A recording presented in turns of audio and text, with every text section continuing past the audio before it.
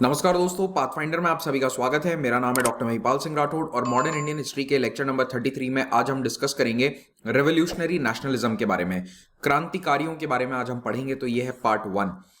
शुरुआत करने से पहले आपको बताना चाहता हूं कि अगर आप अनअकैडमी पर मेरे प्लस कोर्सेज या स्पेशल क्लासेस के अपडेट्स चाहते हैं तो आप मुझे इस हैंडल पर वहां फॉलो कर सकते हैं। अन्य सभी प्लेटफॉर्म्स पर आप मुझे महिपाल राठौड़ आईडी पर फॉलो कर सकते हैं।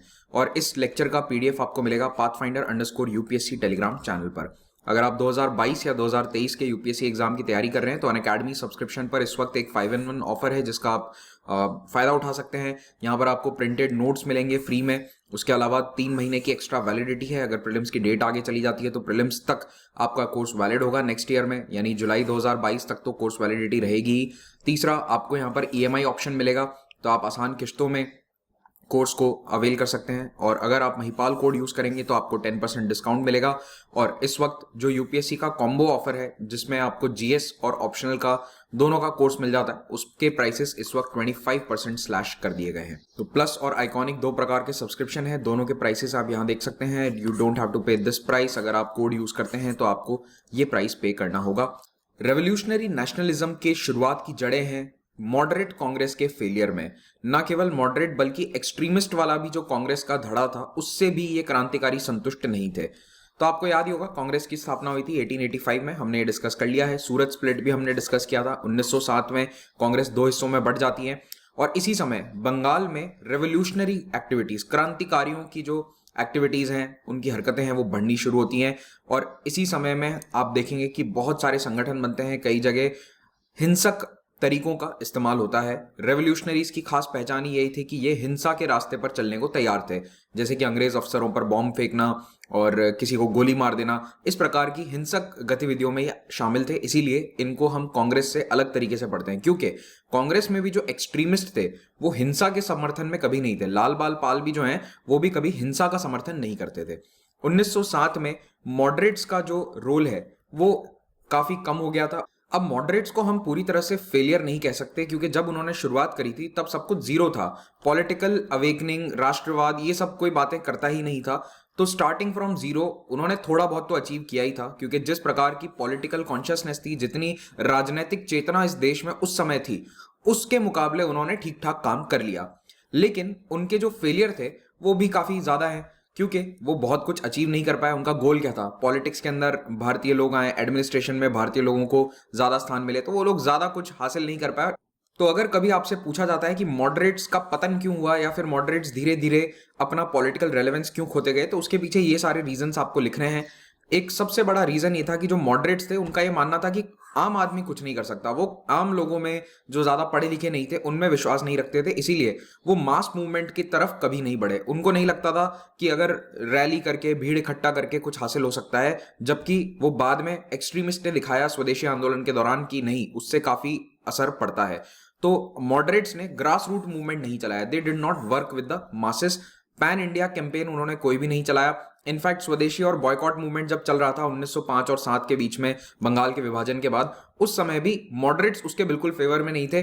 केवल जो एक्सट्रीमिस्ट है वो उसके फेवर में थे। हाँ, बंगाल प्रोविंस में कुछ मॉडरेट जरूर हैं जो अपने अपने एरिया में एक्टिव रोल प्ले कर रहे थे, लेकिन कांग्रेस बड़े स्तर पर या मॉडरेट्स बड़े स्तर पर, नेशनल लेवल पर एक मास मूवमेंट के फेवर में कभी भी नहीं थे। और ना उन्होंने उसको बहुत ज्यादा पुश किया। अगर कोई फेवर में था भी पर्सनल लेवल पे, तो वो कांग्रेस पार्टी की ऑफिशियल लाइन कभी भी नहीं बन पाई। उनको लगता था कि रूलर्स यानी कि ब्रिटिशर्स को मनाने का बेस्ट तरीका यही है कि उनको इकोनॉमिक और पॉलिटिकल रिफॉर्म्स के लिए धीरे धीरे आप परसुएड करें, उन्हें आप समझाएं कि देखो रिफॉर्म लाओगे तो आपका ही फायदा है। लेकिन इन नर्म दल के नेताओं के रवैये को ब्रिटिश ने कभी भी ज्यादा सराहा नहीं, अप्रिशिएट नहीं किया। और उल्टा वो जितने भी मास मूवमेंट्स थे उनको दबाने में लगे हुए थे, क्योंकि ब्रिटिश समझदार थे। उनको पता चल गया था कि अगर ये मास मूवमेंट्स को हमने ज्यादा बड़ा होने दे दिया तो ये हमारे लिए काफी खतरनाक हो सकता है। तो बेसिकली मॉडरेट समय के साथ आगे नहीं बढ़ पाए। तो शुरुआती 10-15 साल के लिए वो ठीक था, लेकिन जैसे जैसे स्वदेशी आंदोलन आया तो देश की दिशा और दशा बदलने लगी थी और उसके साथ वो कीप अप नहीं कर पाए। They could not keep up with the demands of the national movement, with the demands of the people. और खास करके जो जवान पीढ़ी है, जो स्टूडेंट्स हैं, उनको वो अट्रैक्ट नहीं कर पाए। कांग्रेस में कौन थे? बड़े बड़े 70-80 साल के, 60 साल के जो नेता हैं, पुराने पुराने लॉयर्स हैं, वही सब थे। Dadabhai Naoroji, grand old man of India. अब आप 1904-1905 में ग्रैंड ओल्ड मैन को अपना लीडर बताओगे तो फिर जवान आदमी आपके पीछे कैसे अट्रैक्ट होगा? तो यंगर जनरेशन और स्टूडेंट्स को वो अट्रैक्ट करने में पूरी तरह से विफल रहे थे। स्टूडेंट्स जो हैं वो या तो एक्सट्रीमिस्ट की तरफ झुकाव रखते थे, या फिर उनमें से कई स्टूडेंट या यंग जनरेशन के ऐसे भी थे लोग जो रेवोल्यूशनरी एक्टिविटी की तरफ जाने लग गए। अब ये रेवोल्यूशनरी मूवमेंट जो है ये क्यों शुरू होता है? बिल्कुल वही सेम कारण है जिसके कारण एक्सट्रीमिस्ट धड़ा पॉपुलर होता है।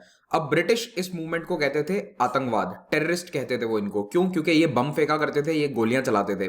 अब देखो, मैं ये टर्म इस्तेमाल नहीं करूंगा, एक बार मैंने आपको बता दिया है, क्योंकि ब्रिटिश जो है इसको बताते थे टेररिस्ट एक्टिविटी या टेररिस्ट मूवमेंट, और कई पुरानी किताबों में आज भी आप देखोगे इसको यही नाम से लिखा जाता है, रेवोल्यूशनरी टेररिस्ट मूवमेंट।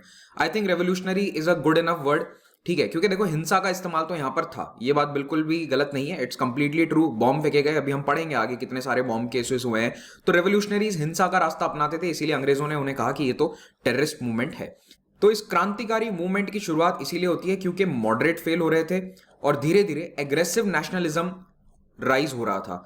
तो एक्सट्रीमिस्ट नेता यानी गर्म दल के नेताओं के साथ साथ ये वाला मूवमेंट भी काफी तेज हो जाता है, क्योंकि कुछ लोग तो गर्म दल के नेताओं के रवैये से भी खुश नहीं थे। उनको लगता है कि गर्म दल यानी लाल बाल पाल क्या कहते हैं कि आंदोलन करो, सड़कों पे उतरो, इससे भी कुछ नहीं होगा, हमें तो ईंट का जवाब पत्थर से देना होगा। अगर ब्रिटिश सरकार हिंसा के माध्यम से रूल कर रही है तो हमें भी हिंसा दिखानी होगी। तो रेवोल्यूशनरीज को चाहिए थे क्विक रिजल्ट्स, कि तुरंत किसी चीज का रिजल्ट आए। ये परसुएशन, प्रेयर, पिटीशन, इस सब से कुछ नहीं होता, लो ग्रेड प्रेशर नहीं होता। तो मॉडरेट्स को तो ये बिल्कुल कुछ मानते ही नहीं थे। इन क्रांतिकारियों का ये मानना था कि ब्रिटिश रूल न केवल एक पॉलिटिकल गवर्नेंस को हमारे अफेक्ट कर रहा है, बल्कि देश के जो कल्चर है, देश की जो हमारी धार्मिक स्थिति है, सभी पर वो असर डाल रहा है। It is affecting the overall Indian culture, Indian society, और हमारे पूरे राष्ट्रीय जीवन को ये असर कर रहा है। इसीलिए इसको हटाना या उखाड़ फेंकना जरूरी है। इन क्रांतिकारियों की शुरुआत देश के अलग अलग हिस्सों में हुई थी, तो ऐसा कोई एक संगठन नहीं है। जैसे कि कांग्रेस एक संगठन था पॉलिटिक्स के लिए, तो वैसा यहां पर कोई एक संगठन नहीं है। महाराष्ट्र में अलग क्रांतिकारी गतिविधियां शुरू होती है, बंगाल में अलग है, पंजाब में अलग है, तो सब छितराई हुई सी गतिविधियां हैं, लेकिन इनका गोल सबका एक ही था कि ब्रिटिश रूल से आजादी चाहिए। तो ये पॉपुलर नारा नहीं देते थे कि आजादी देंगे, बस इनका ये एम था कि हिंसा के माध्यम से ब्रिटिश हुकूमत को डरा दिया जाए, जिससे ये अपने आप यहां से छोड़कर चले जाएं। अपने मकसद को पूरा करने के लिए इन क्रांतिकारियों ने कौन सा रास्ता अपनाया? हिंसा का, वायलेंस का, बॉम्ब और रिवॉल्वर का। देखो, बॉम्ब बनाना उस वक्त तक काफी एक कॉमन हो गया था, कोई भी इसे सीख सकता था। तो कई रेवोल्यूशनरीज ने बॉम्ब बनाना सीखा, इसके लिए कई विदेश भी गए, ट्रेनिंग लेकर आए, और इन्होंने बॉम्ब का इस्तेमाल करते हुए ब्रिटिश रूल को डराने की कोशिश करी। और ये वाला जो ट्रेंड है ये इन्होंने पश्चिमी देशों से ही कॉपी किया था। जैसे कि उस समय रशिया के अंदर जारिस रशिया के खिलाफ एक आंदोलन चल रहा था, और बाद में अल्टीमेटली रशियन रेवोल्यूशन हो जाता है 1917 में, और वहां पर जार को उखाड़ फेंका जाता है। और इसी प्रकार के कई आंदोलन 19वीं और 20वीं सदी में कई जगहों पर यूरोप में देखे गए थे। तो फ्रेंच रेवोल्यूशन की मैं बात नहीं कर रहा, लेकिन फ्रांस में 19th सेंचुरी में इस प्रकार की बहुत सारी छोटी मोटी अपराइजिंग्स हुई थी। इटली में हुई थी, यूनिफिकेशन चल रहा था उन देशों का भी, जर्मनी का, तो वहां पर भी इस तरह की कई अपराइजिंग्स थी। आयरिश जो है वो अपने सेल्फ रूल के लिए लड़ रहे थे ब्रिटिश से, तो वहां पर भी हिंसा हो रही थी। तो ऐसे कई देशों में जो हिंसा का रास्ता अपनाया गया, वहीं से ये भी इंस्पायर्ड थे। इन्होंने कहा जब वहां हो सकता है तो यहां क्यों नहीं हो सकता। तो इस रेवोल्यूशनरी मूवमेंट को हम दो हिस्सों में विभाजित करते हैं। पहला है फेज 1 जो 1890 से 1918 तक चला था। इस लेक्चर में हम ये वाला कवर करने वाले हैं, और एक और लेक्चर में बाद में बनाऊंगा जिसमें फेज 2 में, जिसमें भगत सिंह जैसे क्रांतिकारी आएंगे, वो वाला फेज 2 हम 1920 के बाद वाला पढ़ेंगे अलग लेक्चर में, ठीक है। तो इस फेज 1 के अंदर बहुत सारे नाम आने वाले हैं, बहुत सारे संगठन आने वाले हैं, तो आपको इनको याद करना पड़ेगा। ये चैप्टर प्रीलिम्स के पॉइंट ऑफ व्यू से काफी इंपॉर्टेंट है। तो फर्स्ट फेज में 20th सेंचुरी का अर्लियर पार्ट, यानी कि सन 1900 के आसपास वाला जो टाइम है, उस समय बंगाल, महाराष्ट्र, पंजाब और मद्रास, इन चारों सेंटर्स में अलग अलग रेवोल्यूशनरी गतिविधियों की शुरुआत होती है। लेकिन सबसे बड़ा जो हब था वो दो थे, एक तो महाराष्ट्र और बंगाल, इनमें सबसे ज्यादा था। बाद में पंजाब बन गया था हब, ठीक है, 1910 के बाद में पंजाब में ज्यादा गतिविधियां हुई थी, लेकिन जो शुरुआती 10-15 साल है उसमें बंगाल और महाराष्ट्र, यहां पर रेवोल्यूशनरी एक्टिविटीज ज्यादा थी। अब रेवोल्यूशनरीज मैंने आपको बताया कि लाल बाल पाल जैसे एक्सट्रीमिस्ट नेताओं से भी खुश नहीं थे, उनको लगता था कि ये भी बहुत ढीले हैं, इनके भी जो रास्ते हैं तरीके हैं उनसे कुछ नहीं होने वाला है। तो इन्होंने कई जगह सीक्रेट सोसाइटीज या सीक्रेट ऑर्गेनाइजेशंस बनाना शुरू किया। अपने संगठन को सीक्रेट रखना क्यों जरूरी था? क्योंकि अगर आपने पब्लिक कर दिया कि हम यहाँ पर हिंसा का रास्ता अपना रहे हैं तो ब्रिटिश सरकार आपको अगले ही दिन जेल में डाल देती। तो कुछ संगठन है जिनके नाम आपको याद रखने हैं। तो मद्रास प्रेसिडेंसी में एक संगठन शुरू होता है, भारत माता एसोसिएशन। इसकी शुरुआत करी थी नीलकांत ब्रह्मचारी ने। तो ये संगठन शुरुआती संगठनों में से था मद्रास में। फिर बात करते हैं महाराष्ट्र की। तो महाराष्ट्र में पूना क्षेत्र के जो चित्पावन ब्राह्मण थे उन्होंने कई रेवोल्यूशनरी गतिविधियों को अंजाम दिया। अब यहां पर ये बताया जाता है कि इसका रीजन ये है कि जब 1818 में पेशवा को समाप्त कर दिया गया, पेशवा के ऑफिस को खत्म कर दिया गया, तो इससे चित्पावन ब्राह्मण काफी नाराज थे और वो नाराजगी इस समय तक कंटिन्यू रहती है। तो ये चित्पावन ब्राह्मण वही है जिससे पेशवा आते हैं। याद है ना, मैंने आपको बताया था पेशवास पढ़ाते समय कि देवर चित्पावन ब्राह्मण्स। तो ये चित्पावन ब्राह्मण्स में बहुत सारे लोग हैं, खास करके चापेकर ब्रदर्स या चापेकर बंधु। इन्होंने इन रेवोल्यूशनरी गतिविधियों की शुरुआत करी। तो दामोदर चापेकर और बालकृष्ण चापेकर ये दो सगे भाई थे और इन्होंने पूना के दो ब्रिटिश ऑफिसर्स रैंड और आयस्ट की हत्या कर दी थी। इन्होंने गोली मार दी थी इन दोनों ऑफिसर्स को। तो अभी तक ऐसा कभी नहीं देखा गया था कि दिन दहाड़े मतलब सिविलियंस गोली मार रहे हैं। वो ठीक है, लॉर्ड मेयो को एक कैदी ने चक्कू मार दिया था, उनकी डेथ हो गई थी, लेकिन सीनियर ऑफिसर्स को इस प्रकार से सिविलियंस पीस के टाइम में गोली वोली नहीं मारते थे। तो ब्रिटिश इससे एकदम सकपका गए कि ये क्या हो गया, अचानक से हिंदुस्तान के लोगों में इतनी हिम्मत कहां से आ गई कि हमारे ऑफिसर्स को दिन दहाड़े गोली मारी जा रही है। और गोली क्यों मारी थी उसके पीछे रीजन बताता हूं। पूना में प्लेग फैला था 1890 के दशक में। प्लेग में हजारों लाखों लोग मारे गए थे। वो बीमारी बहुत ही भयंकर थी और ब्रिटिश ने उसको संभालने के लिए कुछ नहीं किया था। जो थोड़ा बहुत किया था वो बिल्कुल लोगों ने आपस में अपने कोऑर्डिनेशन से किया था। और पूना में प्लेग ने बहुत नुकसान पहुंचाया था, वहां पे बहुत लोगों की मृत्यु हुई थी। इससे चापेकर बंधु बहुत नाराज थे। उन्होंने कहा कि इनका काम था प्लेग को मैनेज करना पूना शहर में, लेकिन इन्होंने नहीं किया, तो उसका बदला लेने के लिए इन दोनों को गोली मार दी गई थी। तो चापेकर बंधु जो हैं वो ब्रिटिश प्रशासन से पूरी तरह से खफा थे। वो लोग डिसइल्यूजन हो चुके थे ये देखकर कि ब्रिटिश को यहाँ पर लोग मरे हैं जिए हैं इससे कोई फर्क नहीं पड़ रहा है। तो चापेकर बंधुओं ने गोली मार दी इन दोनों को और इन्हें अरेस्ट कर लिया गया और इनका जो केस है वो लड़ा था बाल गंगाधर तिलक ने। फिर 1899 में दो और भाई हैं, विनायक दामोदर सावरकर और गणेश सावरकर। इन्होंने एक सीक्रेट सोसाइटी की स्थापना करी जिसका नाम था मित्र मेला। अब देखो, विनायक दामोदर सावरकर से जुड़ी हुई जितने भी संगठन है वो काफी इंपॉर्टेंट है, डायरेक्टली प्रीलिम्स में वो पूछ लिए जाते हैं। तो इन्होंने सोसाइटी स्थापित करी नासिक में जिसका नाम दिया मित्र मेला। अब नाम देख के आपको लगेगा कि दोस्त मिलकर कोई मेला वेला चलाते होंगे, लेकिन ऐसा नहीं है। It was a society of the friends. और ये करना क्या चाहते थे? रेवोल्यूशन लाना चाहते थे। फिर 1904 में विनायक सावरकर ने एक और संगठन की स्थापना करी, अभिनव भारत। अभिनव भारत जो है ये एक सीक्रेट सोसाइटी थी रेवोल्यूशनरीज की। तो मित्र मेला और अभिनव भारत, ठीक है, पहले इन्होंने मित्र मेला स्थापित किया था, बाद में जाकर अभिनव भारत की स्थापना करी थी। 1909 में इसी अभिनव भारत के एक सदस्य अनंत कन्हारे ने जैक्सन नाम के एक ब्रिटिश जज की हत्या कर दी नासिक में। और जैक्सन की हत्या क्यों करी गई? क्योंकि जैक्सन ने गणेश सावरकर, जो विनायक सावरकर के भाई थे, बड़े भाई थे, इनको सजा दी थी अंडमान की सजा, सजाए काला पानी। और गणेश सावरकर का जुर्म क्या था कि इन्होंने कुछ पेट्रियाटिक गाने लिखे थे, इन्होंने राष्ट्रवाद के गाने लिखे थे और इसी के लिए उन्हें सजा दी गई, सजाए काले पानी की। और इससे खफा होकर अनंत कनारे ने जैक्सन की हत्या कर दी। तो ये कुछ संगठन है या घटनाएं हैं महाराष्ट्र की जो आपको याद रखनी है। फिर आ जाओ बंगाल पे। बंगाल रेवोल्यूशनरी एक्टिविटीज का गढ़ बन गया था 1900 वाले दशक में। इनफैक्ट 1918 तक तो जो ज्यादातर बड़ी बड़ी हिंसक घटनाएं हुई है वो बंगाल के रेवोल्यूशनरीज के द्वारा करी गई थी। अब बंगाल में जो जवान लोग थे वो कांग्रेस के नेताओं से बिल्कुल डिसइल्यूजन थे। उनको लगता था कि ना तो ये मॉडरेट्स से कुछ होगा, ना ही ये जो एक्सट्रीमिस्ट हैं लाल बाल पाल इनसे भी कुछ होगा। इनको लगने लगा था कि पैसिव रेजिस्टेंस से कुछ नहीं होगा, चाहे कितनी भी आहुतियां दे दो विदेशी सामान की, अंग्रेजों के कानों में आवाज तभी गूंजेगी जब बॉम्ब की आवाज होगी। तो बॉम्ब की गूंज में इनका विश्वास हो गया और इन्होंने कहा कि इंडिविजुअल एक्शन काफी इंपॉर्टेंट है, यानी कि भीड़ को इकट्ठा करके कुछ नहीं होगा। एक आदमी जाके भी अगर बॉम्ब फेंक के आ जाता है या किसी ब्रिटिश ऑफिसर को मारता है तो उससे बहुत ज्यादा हासिल होता है, बजाय इसके कि हजारों की भीड़ इकट्ठा करके नारे लगवा दो। ये इनकी सोच थी। तो 1902 में कुछ जवान लोगों ने मिलकर एक अनुशीलन समिति की स्थापना करी प्रमथु मित्रा, जतेंद्रनाथ बैनर्जी और बरिंद्र कुमार घोष, इन्होंने they were the founding members of Anushilan Samiti. ये समिति बार बार इसका नाम आएगा तो इसको स्टार मार्क कर लो, हाईलाइट कर लो। बंगाल में जितने भी रेवोल्यूशनरीज थे वो किसी ना किसी समय पर अनुशीलन समिति से जुड़े हुए थे। अब इसका नाम पढ़कर तो आपको लगेगा कि ये तो बिल्कुल अनुशीलन, शांति, प्यार मोहब्बत से रहने वाले लोगों की समिति होगी, लेकिन ऐसा नहीं था, इसका बिल्कुल विपरीत था। तो इसका नाम शायद जानबूझकर इन्होंने यही रखा होगा। तो ये एक सीक्रेट सोसाइटी थी।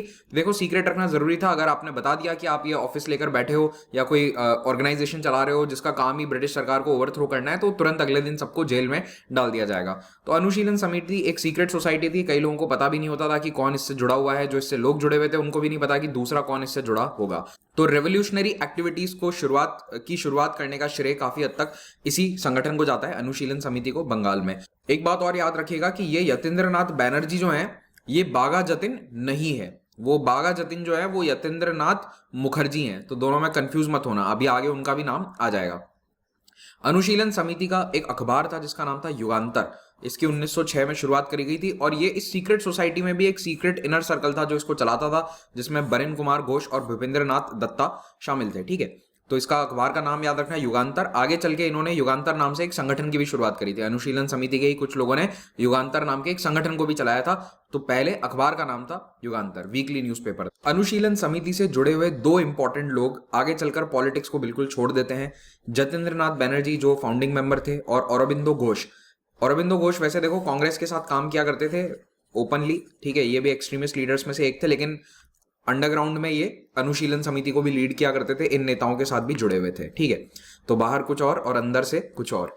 तो अरबिंदो घोष और जतेंद्रनाथ बैनर्जी दोनों ने बाद में पॉलिटिक्स पूरी तरह से छोड़ दी और ये स्पिरिचुअलिटी के रास्ते पर चले गए। तो जतेंद्रनाथ बैनर्जी जाने गए आगे चलकर निर्लंब स्वामी के नाम से, और अरबिंदो घोष बन गए श्री औरोबिंदो। इन्होंने पौंडीचेरी में जाकर आश्रम स्थापित कर लिया, जो आज भी ऑरोविल के नाम से आप लोग नाम सुना होगा अगर आपने।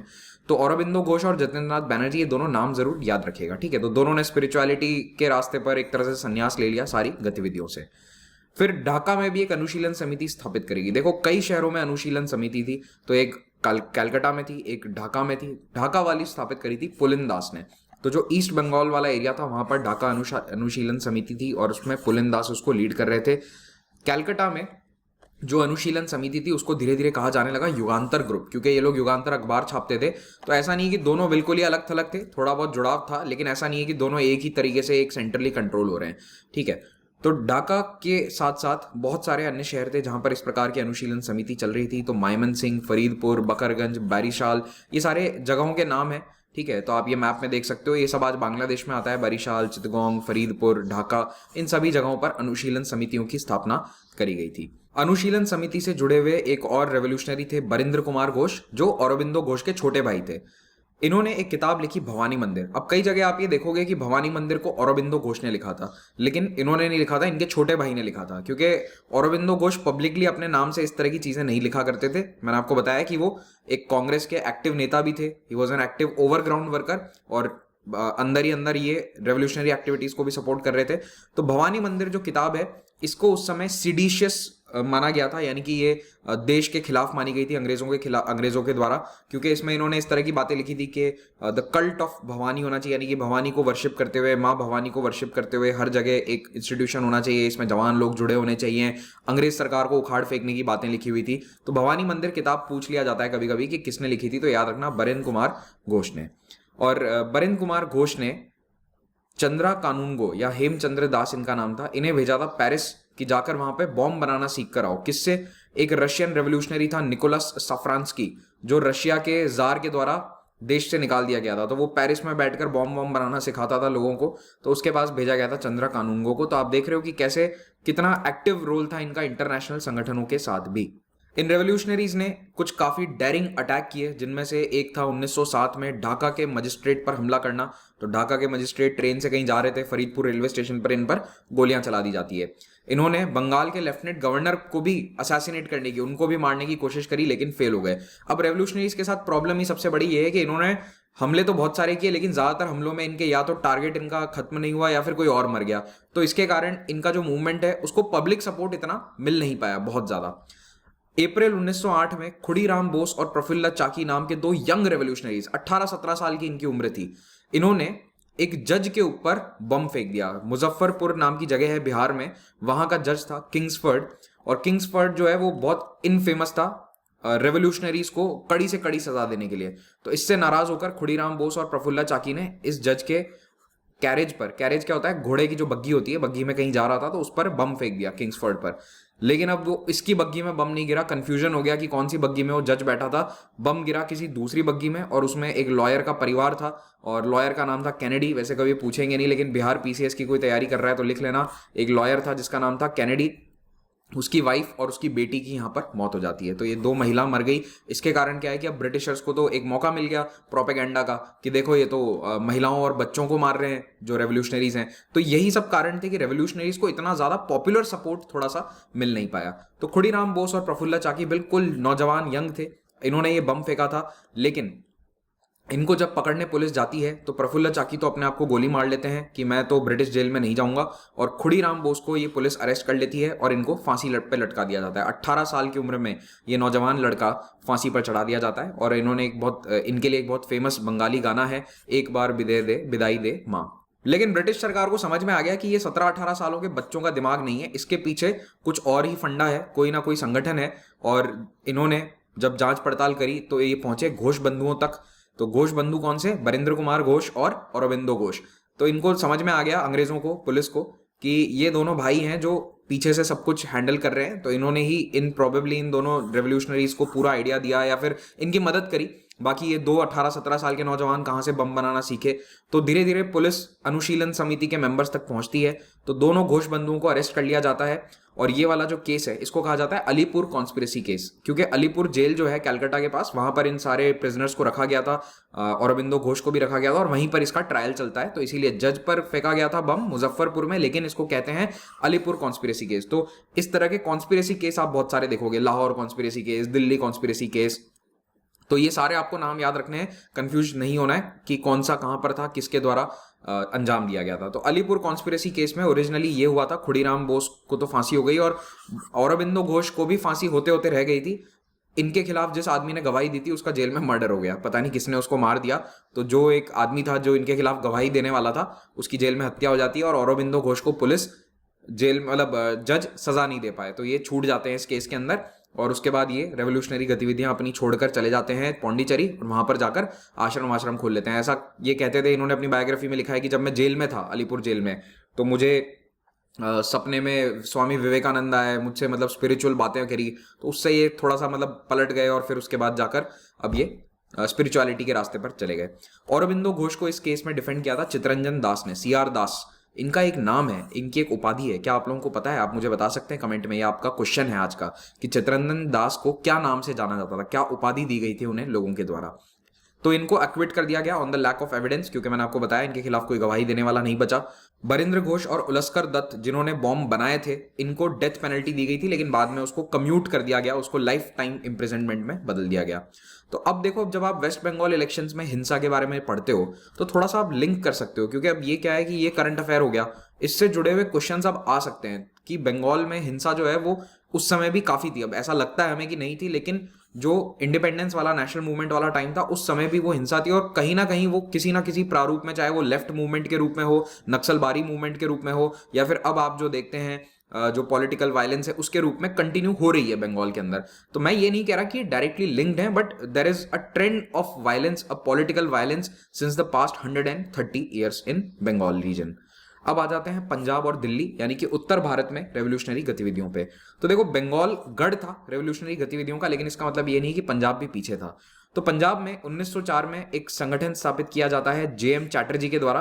तो ये बंगाल से ही आए थे, थोड़ा सा इन्फ्लुएंस किया इन्होंने यहाँ के लोगों को। तो लाला हरदयाल, अजीत सिंह, सूफी अंब प्रसाद, इन सब ने मिलकर पंजाब में रेवोल्यूशनरी गतिविधियों की स्थापना करी, एक संगठन बनाया और कोशिश करी कि पहले हम किसानों के हक के लिए लड़ते हैं, क्योंकि पंजाब में सबसे ज्यादा इंपॉर्टेंट क्या है, किसान।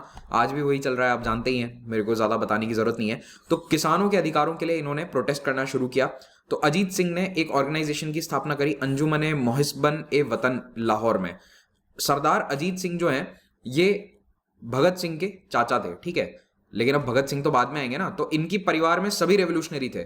भगत सिंह के पिताजी हो, इनके चाचा हो, तो अजीत सिंह थोड़े से फेमस थे क्योंकि ये मतलब नेता थे। बाकी इनके परिवार में सारे भाई जो हैं रेवोल्यूशनरी गतिविधियों में शामिल थे, और नेक्स्ट पीढ़ी में, अगली पीढ़ी में भगत सिंह भी इसी में शामिल हो जाते हैं। इनफैक्ट भगत सिंह ने लिखा भी है कि मेरे लिए मेरे आदर्श मेरे चाचा अजीत सिंह जी थे। ठीक है, इनको सरदार अजीत सिंह कहा जाता था। ये इनके कमेमोरेशन में एक स्टैंप जारी किया था भारत सरकार ने। तो ये जो ऑर्गेनाइजेशन है अंजुमन मोहब्बत ए वतन, इसका जर्नल था भारत माता। तो ये कंफ्यूज मत होना, वो भारत माता संगठन चेन्नई वाला अलग है और ये इनका प्रिंट जर्नल है, ये इनका अखबार है एक तरह से समझ लो।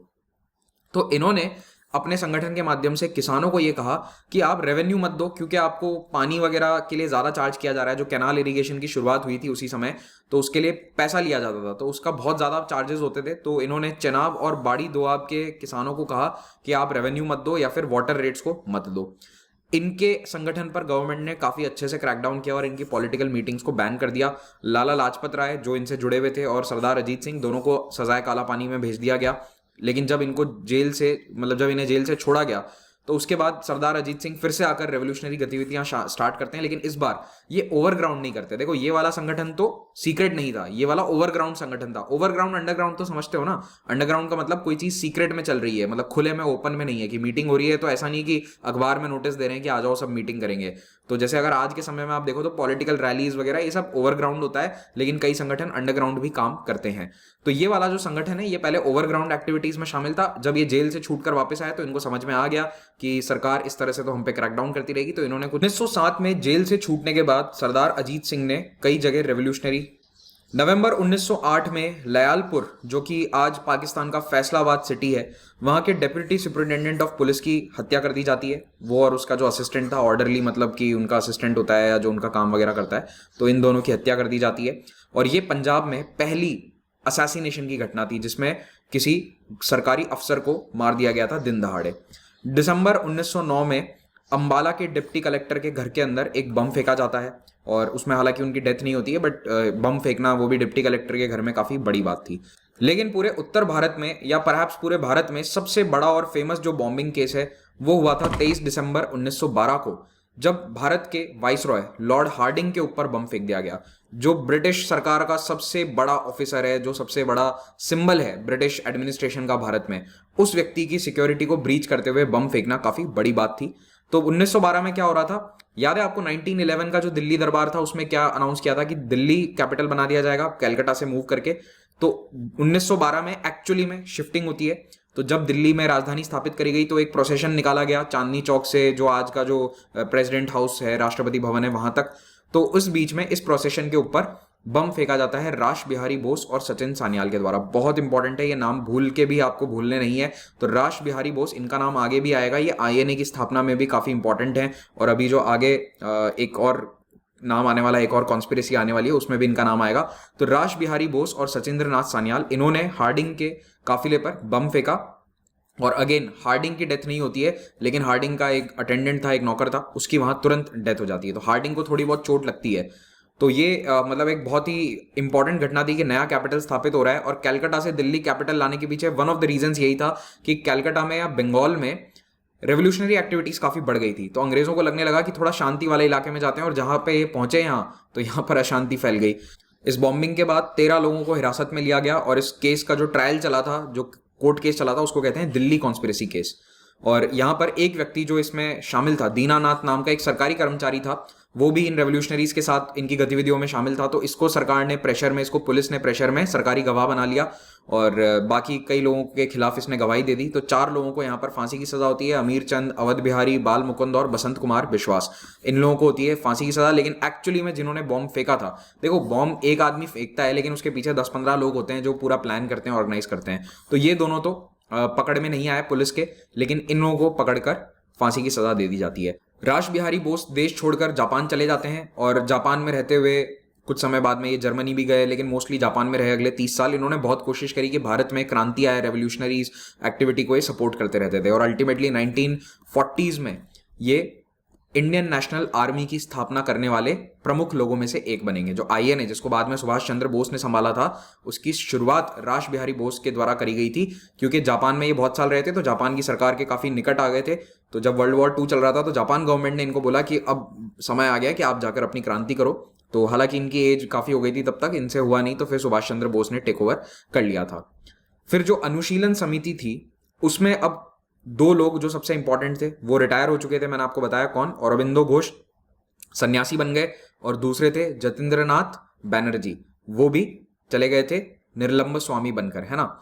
तो निर्लंब स्वामी और इन दोनों से टेक ओवर किसने किया? बाघा जतिन ने। बाघा जतिन एक बिल्कुल नौजवान व्यक्ति थे, बाघा जतिन की एज भी बहुत कम थी, ही वॉज जस्ट अराउंड 20-22 जब इन्होंने मतलब इन गतिविधियों में पार्ट लेना शुरू किया था। तो ये काफी जवान व्यक्ति थे, और बाघा जतिन जो है इनका नाम था यतीन्द्रनाथ मुखर्जी, ठीक है। अब वो इंग्लिश में वाई को यहाँ जे लिखा जाता है, तो हिंदी में यतीन्द्रनाथ बोलते हैं, इंग्लिश में कई बार जतेंद्र भी बोल देते हैं, करेक्ट प्रोनाउंसिएशन इज यतीन्द्रनाथ। तो यतीन्द्रनाथ मुखर्जी, जिनको बाघा जतिन कहते थे, बाघा क्योंकि he was fierce like a tiger, इन्होंने अनुशीलन समिति के काम को अपने जिम्मे लिया, और न केवल बंगाल बल्कि यूपी और पंजाब में भी इन्होंने इन गतिविधियों को आगे बढ़ाया। और ये मेनली इसलिए क्योंकि जो दो मेजर जो फिगर्स हैं वो रिटायर हो चुके हैं, और इनके साथ रास बिहारी बोस, लाला हरदयाल जैसे लोग जुड़ते हैं। ये वही रास बिहारी बोस हैं जो अभी जिनकी हमने चर्चा करी थी। तो उत्तर भारत में भी इन्होंने रेवोल्यूशनरी एक्टिविटीज को बढ़ावा देने में काफी अपना सहयोग दिया। फिर इन्होंने वेस्टर्न अनुशीलन समिति यानी कि महाराष्ट्र वाले एरिया में भी उसको स्थापित किया, थोड़ा एक्टिव बनाया, और उसका नाम दे दिया युगांतर। तो आपको याद है ना, वो युगांतर अखबार निकाला करते थे, उसी के पीछे इसको इन्होंने नाम दे दिया युगांतर, जो वेस्टर्न एरियाज की अनुशीलन समिति थी। और जो कैलकाटा में सेंट्रल ऑर्गेनाइजेशन था, जो एक तरह से औरबिंदो घोष या अलीपुर कॉन्स्पिरेसी ट्रायल के बाद बिखर सा गया था, उसको इन्होंने रिवाइव किया, उड़ीसा वाले एरियाज में इसको फैलाने की कोशिश करी। और जब वर्ल्ड वॉर 1 चल रहा था तब इन्होंने जर्मनी के साथ मिलकर एक साजिश रचने की कोशिश करी, जिसको कहा जाता है जर्मन प्लॉट। तो प्लॉट का मतलब होता है एक साजिश, ठीक है, साजिश। तो ये साजिश ये थी कि भारत के अंदर जर्मनी के द्वारा हथियार सप्लाई किए जाएंगे। जर्मनी की सरकार और ब्रिटिश सरकार दोनों आमने सामने थे वर्ल्ड वॉर 1 में। तो जर्मनी की मदद से वहां पर कुछ अफसर थे जो इस प्लान को चला रहे थे, उसको जिमरमन प्लान कहा गया था। जिमरमन एक जर्मन ऑफिसर था। तो ये यहाँ पर अनुशीलन समिति, और भी इसमें कई लोग थे, आगे आपको बताऊंगा, लाला हरदयाल भी थे और गदर पार्टी भी इसमें शामिल थी। तो इन सब की मदद से भारत में एक क्रांति लाई जाएगी, ये इनका लक्ष्य था। तो इसको कहा जाता है जर्मन प्लॉट, या कई बार हिंदू जर्मन कॉन्स्पिरेसी भी इसको कहा जाता है, ठीक है। तो इनका टारगेट यही था कि जर्मनी से आएगा असला बारूद और यहां पर शुरू करी जाएगी क्रांति। तो युगांतर पार्टी ने इसके लिए कई सारे फंडिंग इकट्ठा करने के लिए डकैती करनी शुरू कर दी, छोटे मोटे लूटपाट करनी शुरू कर दी, ताकि उसके लिए पैसा इकट्ठा किया जा सके इस इंडो जर्मन कॉन्स्पिरेसी के लिए। एक गुरिल्ला फोर्स स्टार्ट करने का इनका प्लान था। टारगेट था कि सीधा हमला करके फोर्ट विलियम को अपने कब्जे में ले लो। फोर्ट विलियम क्या था? अंग्रेजी हुकूमत का निशान था। अब हालांकि फोर्ट विलियम में ऐसा कुछ नहीं है कि बहुत बड़ा कोई फोर्ट था, लेकिन इट वॉज द हब ना, इट वॉज द सेंटर। वहीं से तो एक तरह से ब्रिटिश रूल की शुरुआत हुई थी 1757 में। तो यहां पर कब्जा करके इनका टारगेट ये था कि आर्मी में बगावत करवा देंगे और इससे पूरे देश पे अपन कब्जा कर लेंगे, या एटलीस्ट बंगाल पे कब्जा कर लेंगे। लेकिन इनका जो ये पूरा प्लान है, ये एक इन्हीं के आदमी ने पुलिस को जाकर बता दिया। तो ये खबर कैसे भी करके गुप्तचरों के द्वारा, जासूसों के द्वारा पुलिस तक पहुंच जाती है, और पुलिस ने बाघा जतिन पर क्रैकडाउन किया उड़ीसा में। और बालासोर में ये इस प्लान के लिए छुपे हुए थे। इनको बालासोर में वो जहाज आने वाला था जहां से जर्मनी से हथियार आने थे, तो ये बालासोर में इंतजार कर रहे थे। वहां पर इनको पुलिस ने घेर लिया, और यहाँ पर इनके और पुलिस के बीच में एक बहुत जबरदस्त गन फाइट हुई, और फाइनली ये यहाँ पर मार दिए गए, अरेस्ट हो गए। अलग अलग न्यूज़ है, कोई कहता है कि गन फाइट में इनकी डेथ हो गई थी, कुछ रिपोर्ट्स ये भी कहती हैं कि इनको पुलिस ने अरेस्ट करके बहुत टॉर्चर किया, फिर इनको मारा गया। तो कुल मिलाकर बाघा जतिन 1915 में इनकी डेथ हो जाती है। तो बाघा जतिन ने स्वामी विवेकानंद से इंस्पायर होकर एक नारा दिया था, आमरा मोरबो जात जाग पे, मैं मर जाऊंगा लेकिन देश जाग जाएगा। तो इस लाइंस के साथ इनका जो रेवोल्यूशनरी गतिविधियों का चैप्टर है वो समाप्त हम करते हैं। फिर आ जाते हैं रेवोल्यूशनरी गतिविधियां जो विदेशों में चल रही थी। तो अब देखिए, भारत के बहुत से लोग विदेश में जाकर रहते थे, क्योंकि लॉ की पढ़ाई लंदन में ही सबसे बेहतरीन थी। तो कई लोग, जैसे कि आप देखोगे आगे, चाहे वो नेहरू हो, गांधी हो, ये सभी विदेश में पढ़कर आए थे। लंदन में, इंग्लैंड में जाकर पढ़ते थे। चाहे वो सुरेंद्रनाथ टैगोर हो, ये सभी वहां पढ़ते थे। तो इसीलिए जो भी अच्छी पढ़ाई लिखाई करना चाहता था उसको भेज दिया जाता था लंदन। लेकिन इनमें से कई लोग पढ़ाई लिखाई के साथ साथ क्रांतिकारी गतिविधियों में भी शामिल रहते थे। तो लंदन में श्यामजी कृष्ण वर्मा, जो गुजरात से थे originally, he belong to Gujarat, इन्होंने एक घर किराया ले रखा था जिसमें ये सब लोग रहते थे। इसका नाम था इंडिया हाउस। और इंडिया हाउस में कई क्रांतिकारी ने लोग इकट्ठा होना शुरू होते हैं, जैसे कि मदन लाल ढींगरा, विनायक दामोदर सावरकर, वीवीएस अय्यर, टीएसएस राजन, और ये सभी क्रांतिकारी विचारों के लोग थे। तो ये इकट्ठा होकर यहाँ पर सोचते हैं कि कैसे हम इंग्लैंड में रहते हुए क्रांति लेकर आए। फिर दूसरा एक इंपॉर्टेंट चैप्टर है क्रांति का, वो है यूएस का। तो यूएस में लाला हरदयाल के नेतृत्व में गदर पार्टी की स्थापना होती है। तो गदर पार्टी और इंडिया हाउस, ये दोनों के बारे में हम थोड़ा सा डिटेल में पढ़ेंगे। तो ब्रिटेन में इन सभी गतिविधियों की स्थापना करी श्यामजी कृष्ण वर्मा ने। He was the main person. तो श्यामजी कृष्ण वर्मा थोड़े अमीर थे, तो इन्होंने एक स्कॉलरशिप की शुरुआत करी थी कि जो भी अच्छा बच्चा है, जो पढ़ने में बढ़िया होशियार है, तो उसको मैं लंदन भेजूंगा। तो हर साल 6 इंडियन स्टूडेंट्स को ये 1,000 रुपए प्रति वर्ष की स्कॉलरशिप दिया करते थे। और इस स्कॉलरशिप पर कई लोग लंदन आए पढ़ने के लिए, जैसे विनायक सावरकर भी आए थे, और ये लोग आकर इंडिया हाउस की गतिविधि में शामिल होते हैं। तो श्यामजी कृष्ण वर्मा ने होम रूल सोसाइटी की स्थापना करी थी। तो आगे चलकर हम होम रूल के बारे में पढ़ेंगे। तिलक, एनी बेसेंट, इनका जो होम रूल मूवमेंट था भारत में वो अलग है, यहां पर भी होम रूल। अब ये होम रूल की डिमांड आई कहां से? देखो, आयरलैंड जो है वो ब्रिटेन से होम रूल की डिमांड कर रहा था उसी समय पैरेलली। तो वहां से ही इंस्पायर होकर इन्होंने कहा कि भारत को भी होम रूल दे दो ना। होम रूल का मतलब है हमारा अपना शासन होगा, स्वायत्त शासन होगा। कुछ गतिविधियां ब्रिटेन के अंडर रहेगी, जैसे कि फॉरेन अफेयर्स, डिफेंस वगैरह ब्रिटेन के पास रहेगा, लेकिन बाकी लोकल गवर्नेंस सारी हमारे अपने पास हो। इसी को बेसिकली इन शॉर्ट यही है होम रूल। तो इन्होंने लंदन में होम रूल सोसाइटी की स्थापना करी। याद रखो, फिर से कह रहा हूं, ये भारत वाले होम रूल मूवमेंट से अलग है। लक्ष्य दोनों का सेम है, लेकिन ये लंदन में स्थापित हुआ है और वो 10 साल बाद आगे जाकर भारत में स्थापित होगा। उसके मेन लीडर्स होंगे बाल गंगाधर तिलक और एनी बेसेंट। ठीक है, तो जहां पर ये रहते थे उसको कहा जाता था इंडिया हाउस, और कई बार इस मूवमेंट को इंडिया हाउस मूवमेंट भी कहा जाता है। तो यहाँ पर जिन लोगों को स्कॉलरशिप देकर बुलाते थे, ये स्टूडेंट्स भी यहाँ रहते थे, तो ये सब श्यामजी कृष्ण वर्मा से काफी इंस्पायर्ड थे। अब इस घर में ऐसा नहीं कि कोई परमानेंट मालिक है या परमानेंट रेजिडेंट है, इसमें कई सारे छात्र आते रहते थे। किसी का कोर्स पूरा हो गया तो वो चला गया, नए लोग आ गए, फिर से नए लोग जुड़ते हैं। जैसे कोई फ्रांस में गतिविधि चला रहा है तो वो भी कुछ महीनों के लिए आकर यहाँ पर रह रहा है। तो इस प्रकार की गतिविधियां यहाँ काफी चलती थी। श्यामजी कृष्ण वर्मा ने लंदन में रहते हुए एक अखबार निकाला, द इंडियन सोशियोलॉजिस्ट।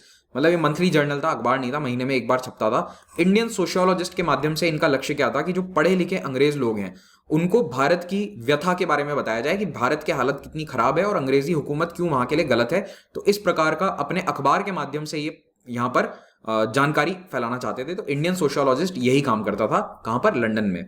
अब इंडिया हाउस की गतिविधियों पे वहां की पुलिस की नजर तो थी ही, लेकिन इनको मौका कब मिल गया इंडिया हाउस को बंद करवाने का? जब 1909 में मदन लाल ढींगरा ने सेक्रेटरी ऑफ स्टेट के असिस्टेंट की हत्या कर दी। तो कर्जन वाइली नाम का एक सेक्रेटरी ऑफ स्टेट का असिस्टेंट था, एक तरह से आप कह सकते हो he was like a deputy to the secretary for state in India. Secretary for state कौन है? ये लंदन में भारतीय मामलों का मंत्री है। तो उसके असिस्टेंट की हत्या कर दी जाती है मदन लाल ढींगरा के द्वारा, और तुरंत इनको अरेस्ट करके इनको 2 महीने के अंदर अंदर फांसी की सजा दे दी गई मदन लाल ढींगरा को। और क्योंकि ये इंडिया हाउस से जुड़े हुए थे तो पुलिस को बहाना मिल गया, इंडिया हाउस पर वैसे भी उनकी नजर थी, तो तुरंत इसको बंद करवाया गया, क्रैकडाउन किया इन पर। और श्यामजी कृष्ण वर्मा जो है उनको लंदन छोड़कर जाना पड़ा, वो पेरिस में जाकर बस गए। ठीक है, फ्रांस में जाकर रहने लगे, वहां से अपनी गतिविधियां चलाने लगे। और लाला हरदयाल जैसे जो लोग हैं वो चले जाते हैं यूएस, और वहां पर एक नया मूवमेंट शुरू करते हैं जिसका नाम है गदर मूवमेंट। अब गदर मूवमेंट की शुरुआत कैसे होती है? देखो, ये है यूएसए, ये है कनाडा। यूएस और कनाडा में कई भारतीय, कई चाइनीज लोग माइग्रेट कर रहे थे सन 1880 1890 के आसपास, क्योंकि देखो वहां पर लेबर की जरूरत थी, चीप लेबर, सस्ता लेबर। तो चाइनीज लोगों ने ही, इनफैक्ट जितनी भी रेल लाइनें हैं ना पूरे वेस्टर्न यूएसए की, वो सब चाइनीज लोगों के लेबर के द्वारा बनाई गई हैं। और भारतीय लोगों की भी वहां पर जरूरत थी एज लेबर, वहां पर बहुत सारे लोग काम करते थे। तो एक दौर चला था 1890 1900 के आसपास, जब कई लोग कनाडा और यूएस शिफ्ट हो रहे थे। तो इसी समय यहां पर ज्यादातर लोग सेटल थे सियाटल शहर, और यहीं बॉर्डर के जस्ट पास में शहर है वैंकूवर। ठीक है, वैंकूवर, या आज भी काफी बड़ा शहर है कनाडा का वैंकूवर, और ये है सियाटल यूएस का। ये दोनों बिल्कुल बॉर्डर के पास पास में ही हैं। तो इन शहरों में कई सारे सिख लोग रहने लगे थे, और इन्हीं लोगों में जाकर लाला हरदयाल जैसे लोग हैं, इन्होंने एक मूवमेंट की शुरुआत करी, गदर मूवमेंट। तो ये है सियाटल शहर, यहां पर कहीं पर है सैन फ्रांसिस्को, लॉस एंजलिस, ये कैलिफोर्निया है। बेसिकली ये पूरा पश्चिमी तट है, ठीक है, यूएस और कनाडा का। तो यहां पर गदर मूवमेंट की शुरुआत होती है। तो गदर पार्टी की एस्टैब्लिशमेंट होती है सैन फ्रांसिस्को शहर में, कैलिफोर्निया में, अमेरिका में 1913 में। स्थापना करने वाले सदस्य थे लाला हरदयाल, रामचंद्र, भगवान सिंह, करतार सिंह सराबा, बरकतुल्ला और भाई परमानंद। ये सारे नाम इंपॉर्टेंट हैं, स्पेशली करतार सिंह सराबा और लाला हरदयाल के नाम आपको नहीं भूलने हैं, बरकतुल्ला भी बहुत इंपॉर्टेंट हैं। और ये सभी ऐसे लोग हैं जिन्होंने विदेशों में रहकर भारत की आजादी के लिए ये कमान संभाली थी। ठीक है, तो इनका टारगेट था क्या था कि साउथ एशिया के जो लोग, दक्षिण एशिया के लोग रह रहे हैं, उनके पॉलिटिकल राइट्स के लिए लड़ा जाए। और एक ऐसा टाइम आ गया था जब कनाडा और यूएस इमिग्रेशन को रिस्ट्रिक्ट कर रहे थे, तो उन रिस्ट्रिक्शंस के खिलाफ भी इन्होंने आवाज उठाई। ये उनका झंडा था। तो सोहन सिंह भाकना को बनाया गया इसका पहला president. Sohan Singh Bhakna was the first president of Ghadar society. और रेवोल्यूशनरी गतिविधियों को करने के लिए इन्होंने स्वदेश सेवक होम, या फिर एक घर जैसा इंडिया हाउस था वैसे ही यहाँ पर स्वदेश सेवक होम बनाया वैंकूवर में, और यूनाइटेड इंडिया हाउस बनाया सियाटल में। नाम भी वैसा ही है, इंडिया हाउस, और वो यूएसए में है इसलिए यूनाइटेड इंडिया हाउस। तो ये दोनों घर की स्थापना यहाँ पर करी गई। और एक इन्होंने अखबार निकाला जो हफ्ते में एक बार छपता था, गदर, इसका नाम था गदर, ठीक है। तो इसको इंग्लिश और लोकल जो गुरमुखी स्क्रिप्ट में पंजाबी भाषा होती है उसमें दोनों में छापा जाता था। इसका लक्ष्य ये था कि एक तो अंग्रेज जो रह रहे हैं, इंग्लिश में इसलिए छापो ताकि अंग्रेजों को पता चले, यानी अमेरिका के लोगों को पता चले कि भारत में क्या चल रहा है, और लोकल भाषा में ताकि अपने खुद के लोगों को समझ में आए कि क्या चल रहा है। टारगेट ये था कि नेशनलिज्म बढ़ाया जाए आम लोगों के बीच में। तो ये पार्टी का नाम भी गदर हो गया, अखबार का नाम भी गदर हो गया। गदर शब्द का मतलब ही ये होता है कि क्रांति या बगावत। तो इनका जो अखबार था उसका जो पहला एडिशन छपा था उसमें ये बहुत ही फेमस एक पोएम छपी थी जिसमें जिसका मतलब इंग्लिश ट्रांसलेशन ही होगा, today there begins Ghadar in foreign lands, यानी कि यूएस में, but in our country's tongue, यानी कि हमारी मातृभाषा में, a war against the British Raj. हमारा नाम क्या है, what is our name, Ghadar, what is our work, हमारा काम क्या है, गदर। ये गदर आएगा कहाँ, रेवोल्यूशन आएगा कहाँ, भारत में। और the time will soon come when rifles and blood will take the place of pen and ink. तो राइफल और खून बहेगा, ना कि पेन और इंक, ना कि पेन और स्याही। तो इस प्रकार से गदर का आगाज किया गया, गदर पार्टी के माध्यम से, गदर पार्टी के अखबार के माध्यम से। अब गदर पार्टी की स्थापना के तुरंत बाद वर्ल्ड वॉर 1 शुरू हो जाता है 1914 में, और इसमें यूएस और यूके एक तरफ थे और दूसरी तरफ था सामने इनके जर्मनी। तो इन्होंने जर्मनी से मदद मांगने की ठानी। किन्होंने, गदर पार्टी के जो नेता हैं लाला हरदयाल जैसे, इन्होंने कोशिश करी कि जर्मनी की सहायता से भारत में एक बगावत करी जाए और जिससे ब्रिटिश हुकूमत को उखाड़ फेंकें। तो इसके लिए इन्होंने अनुशीलन समिति से संपर्क किया, बाघा जतिन से संपर्क किया, उनको कहा कि आप वहां पर रेडी रखो सब कुछ, हम हथियार वगैरह भेजेंगे, असिस्टेंस भेजेंगे जर्मनी को। तो जर्मनी, लाला हरदयाल, गदर पार्टी, बरकतुल्ला, ये सब आपस में कोऑर्डिनेशन के साथ काम कर रहे थे। और इसमें रास बिहारी बोस भी शामिल थे क्योंकि ये अभी जापान में बेस्ड थे, और इन्होंने भी कोशिश करी कि एक आर्म्ड रिवोल्ट करा जाए, लेकिन ये सब फेल हो गए। उसके पीछे सबसे बड़ा रीजन ये था कि यूएस और यूके के जो गुप्तचर थे, जो इनके इंटेलिजेंस ऑफिसर्स थे, इनको इस पूरे प्लान की भनक लग गई, और यूएसए के ऑफिसर्स को भनक लगी थी, और इन्होंने यूके वाले अपने काउंटर पार्ट्स को बता दिया। तो यूके की जो सरकार है उसने सभी जगह, चाहे वो लंदन हो, चाहे वो भारत हो, उड़ीसा हो, सभी जगह क्रैकडाउन किया इन रेवोल्यूशनरीज के ऊपर एक साथ। तो ये इनकी इंटेलिजेंस का एक बहुत बड़ा सक्सेसफुल एग्जाम्पल था, ठीक है। और सबसे बड़ी प्रॉब्लम यही थी कि इनका प्लान लीक हो गया था कहीं ना कहीं से। अब एग्जैक्टली आज दिन तक नहीं पता कि कहां से लीक हुआ था, ऑफ कोर्स ये लोग बताएंगे नहीं, लेकिन इंटेलिजेंस ऑफिसर्स को, यूएसए के ऑफिसर्स को ये प्लान मालूम चल गया था। अब गदर पार्टी से जुड़ा हुआ एक और इंसिडेंट है जो गदर से डायरेक्टली लिंक नहीं है लेकिन इसी समय काल का है, तो हमें इंपॉर्टेंट ये हमारे लिए हो जाता है, कोमागाता मारू इंसिडेंट। कोमागाता मारू एक जापानीज जहाज था, उसका नाम है कोमागाता मारू, जापानीज नाम है। तो ये जहाज है, और इसका हिस्ट्री में सिग्निफिकेंस क्या है कि इसका जो पूरा इंसिडेंट हुआ था ना, ये जो घटना हुई थी, इसके कारण पंजाब में स्थिति बहुत खतरनाक हो गई थी। ऐसा लग रहा था कि पंजाब में कल बगावत हो जाएगी। और वर्ल्ड वॉर 1 के दौरान वैसे ही पंजाब में आर्मी नहीं थी, भारत से आर्मी भेजी गई थी यूरोप में लड़ाई लड़ने के लिए। तो ऐसा लग रहा था कि कभी भी सरकार को उखाड़ फेंका जा सकता है। तो कोमागाता मारू एक जहाज था जिसमें 370 पैसेंजर थे जो मेनली सिख थे, जो पंजाब एरिया से आते थे, कुछ पंजाबी मुस्लिम भी थे, और इनको जाना था सिंगापुर से वैंकूवर, कनाडा। तो आपको मैंने मैप दिखाया था ना, यहां पर वैंकूवर स्थित है। तो इस वैंकूवर शहर को जाना था और ये आए थे सिंगापुर से। तो यहां पर जब वो पहुंचे तो कनाडा की सरकार ने इनको वैंकूवर शहर में एंट्री देने से मना कर दिया, और इसके पीछे रीजन ये बताया गया कि ब्रिटिश सरकार ने इन पर दबाव बनाया था। ये बात आज कनाडा सरकार स्वीकार कर चुकी है। कनाडा ने ऑफिशियली कुछ साल पहले इसके लिए माफी भी मांगी है, कोमागाता मारू इंसिडेंट के लिए। तो यहां पर कैनेडियन अथॉरिटीज ने इनको जाने से मना कर दिया, और 2 महीने तक इनके जहाज को बंदरगाह में रखा। वहां पर इतनी परेशानियां झेली इन लोगों ने, अल्टीमेटली ये जहाज लौटा दिया जाता है, रिटर्न कर दिया जाता है, और ये लौटकर कहां पहुंचता है, कलकत्ता। ना तो अब इनको सिंगापुर लेने को तैयार, ना इनको वैंकूवर लेने को तैयार। तो क्योंकि ये सब ओरिजिनली पंजाब के लोग थे, तो जहाज को भेजा गया भारत। कलकत्ता में जहाज डॉक करता है, और वहां से ब्रिटिश सरकार कहती है कि चुपचाप ट्रेन में बैठो और जाओ पंजाब, आपको पंजाब भेजा जाएगा। लेकिन वहां पर लोग प्रोटेस्ट करते हैं, और जब ये 1914 सितंबर 1914 की बात है, जब कलकत्ता के अंदर ये लोग मना कर देते हैं कि हम पंजाब फिर से नहीं जाएंगे, तो यहाँ पर पुलिस फायरिंग ओपन कर देती है इन पर, और 22 लोगों की यहाँ पर मौत हो जाती है। तो इसके कारण क्या है कि पंजाब के अंदर लोग नाराज हो जाते हैं कि ऐसे निहत्थे लोगों पे, जो बेचारे सिर्फ एक से दूसरी जगह जाने की कोशिश कर रहे हैं, इन पर आप कैसे गोलियां चला सकते हो, इनके ऊपर आप हमला कैसे कर सकते हो। तो एक तो वर्ल्ड वॉर 1 चल रहा है, वैसे ही ब्रिटिश आर्मी यहां पर मौजूद नहीं है, उधर वो यूएसए में गदर लीडर्स ने इसका मौका उठाया, इस मौके का फायदा उठाने की कोशिश करी। उन्होंने पूरी कोशिश करी कि एक हिंसक आंदोलन ब्रिटिश सरकार के खिलाफ शुरू हो जाए पंजाब में, और इन्होंने हथियार पहुंचाने की भी कोशिश करी, और भारत में जो अनुशीलन समिति और दूसरे संगठन है उनके माध्यम से ये बात कही सबको कि आप तैयार रहो, बस हथियार आ रहे हैं जर्मनी के माध्यम से, हम तो सरकार को उखाड़ फेंकेंगे। लेकिन ये पूरा प्लान इनका सिर्फ इसलिए फेल हो गया क्योंकि इसके बारे में जानकारी मिल गई यूके की सरकार को, और इन्होंने ब्रिटिश सरकार ने क्रैकडाउन किया और सारे रेवोल्यूशनरीज को या तो अरेस्ट कर लिया या फिर इनको एनकाउंटर करके मार दिया गया। तो ये जो पंजाब में सिचुएशन थी काफी एक्सप्लोसिव थी, और बहुत बड़े चांसेस थे उस समय कि अगर इनका प्लान मान लो एक महीना भी अगर पता नहीं चलता ब्रिटिश को, तो डेफिनेटली वहां पर एक गदर तो होता, एक क्रांति होती और एक बड़े स्तर की म्यूटिनी हो सकती थी। और ये सब कुछ 1915 के आसपास हो रहा है, ठीक है। वर्ल्ड वॉर चल रहा है, वर्ल्ड वॉर 1 इस वक्त ऑनगोइंग है। और इसी पूरे प्लान को कोऑर्डिनेट करने के लिए एक बर्लिन कमेटी बनाई गई थी, बर्लिन जो कि जर्मनी का कैपिटल है।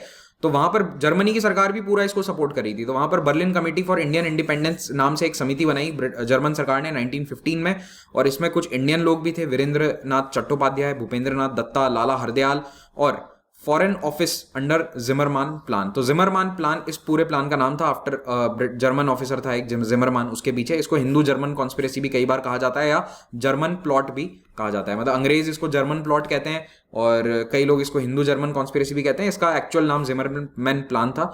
तो यहां से इंडियन सेटलर्स जो दूसरे देशों में रह रहे थे उनको मोबिलाइज करने की कोशिश करी गई, उनको भी भारत भेजो, हथियार वगैरह लेके वॉलंटियर्स को फ्रांस से, जर्मनी से, जापान से, सिंगापुर से भेजा जाए। तो कई जगह इन्होंने कोशिश करी कि विदेशी जो मतलब भारत के लोग विदेशों में बसे हैं वो भारत जाकर वापस इस क्रांति में हिस्सा लें, लेकिन ज्यादातर जगह ये सक्सेसफुल नहीं रहे सिवाय सिंगापुर के। तो सिंगापुर में इनका जो प्लान है वो थोड़ा सा सक्सेसफुल हुआ। एक ब्रिटिश इंडियन आर्मी की टुकड़ी जो वहां पर तैनात थी उसने वहां बगावत कर दी। तो 15 फरवरी 1915 में पंजाबी मुस्लिम 5th लाइट इन्फेंट्री और 36 सिख बटालियन जमादार चिश्ती खान, जमादार अब्दुल गनी और सूबेदार दाऊद खान के नेतृत्व में ये ब्रिटिश रूल के खिलाफ बगावत कर देते हैं। आपको पता ही होना चाहिए कि सिंगापुर भी एक ब्रिटिश कॉलोनी था। तो सिंगापुर में ये ब्रिटिश इंडियन सोल्जर्स जो वर्ल्ड वॉर 1 में वहां तैनात थे ये बगावत कर देते हैं, और दूसरी जो मिलिट्री टुकड़ियां हैं वो इनके खिलाफ लड़ाई लड़ती हैं और अल्टीमेटली इनकी हार हो जाती है। मतलब 2 टुकड़ियां थी सेना की और दूसरा बहुत बड़ा मिलिट्री प्रेजेंस था, तो उन्होंने मिलकर इस रेबेलियन को क्रश कर दिया। अब इस पूरे रेवोल्यूशनरी एक्टिविटी का ब्रिटिश रिस्पॉन्स क्या था इसके खिलाफ? ये लेकर आए कानून। ब्रिटिश को सबसे अच्छा काम आता था क्या? कानून बनाओ, एकदम टफ कानून जिससे लोग कुछ ना कर सकें।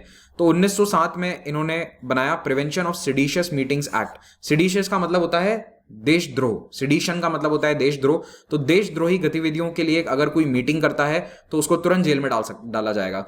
ये क्यों बनाया गया था? बिकॉज ऑफ ऑल दो सीक्रेट मीटिंग, सीक्रेट ऑर्गेनाइजेशन बनाए जा रहे थे ना, अनुशीलन समिति जैसे, उनको रोकने के लिए ये कानून बनाया गया।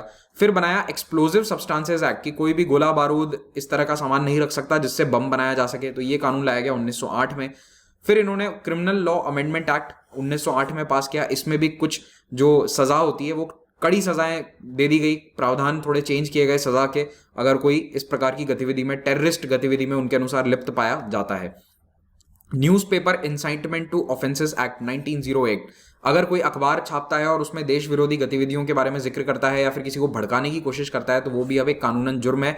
अब आपको याद होगा कि औरोबिंदो घोष को वो अलीपुर कॉन्स्पिरेसी ट्रायल में तो जेल में डाल नहीं पाए, मतलब सजा नहीं हो पाई। तो इन्होंने क्या करा, औरोबिंदो घोष के छूटते ही उनको कहा कि आपने अखबार वगैरह छापे थे ना, उसके खिलाफ आपको हम जेल में डाल देंगे, लेकिन उससे पहले ही वो पौंडीचेरी जा चुके थे। फिर 1910 में प्रेस एक्ट 1910 लाकर और अखबारों को स्ट्रिक्ट रेगुलेशंस के अंडर लाया गया।